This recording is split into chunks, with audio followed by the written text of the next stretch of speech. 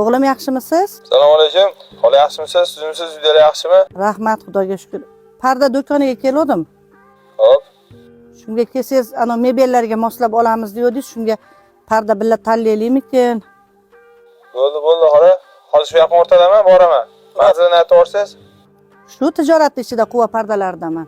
Bu deraza mehroblari. Assalomu alaykum. Bola, yaxshimisizlar? Va alaykum assalom. Yaxshimisiz? Keldingizmi? Ha, rahmat. Aka. Assalomu alaykum. Yaxshimisiz? Yaxshi kelasizmi? Ha, rahmat. Sizlar.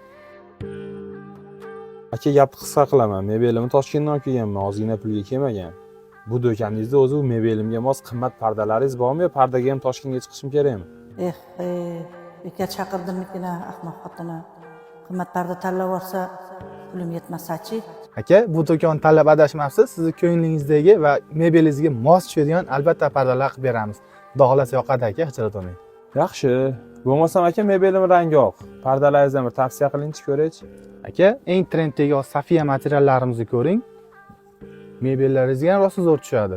Ha, yaxshi. Sifatli pardalaringiz mana shumi? Ha, aka, hozirgi kundagi eng yaxshi sifatli pardalar mana shu bo'layapti. Aka, bunga qo'shimcha mehrob derazalar uchun eng yaxshi tullarni ham beramiz. Yaxshi. Menga yoqyapti. Aka, sizlardan 6,5 million bo'pti.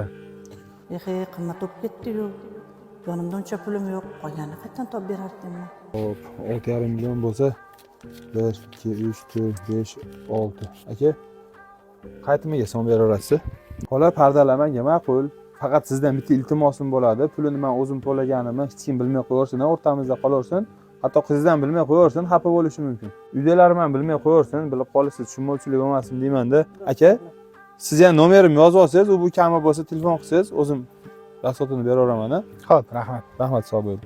Xola, juda yaxshi kuyov topsiz. Kuyovingiz mard ekan. Alhamdulillah, yaxshi bola ekan. Asosiysi qizim baxtli qilsa bo'ldi.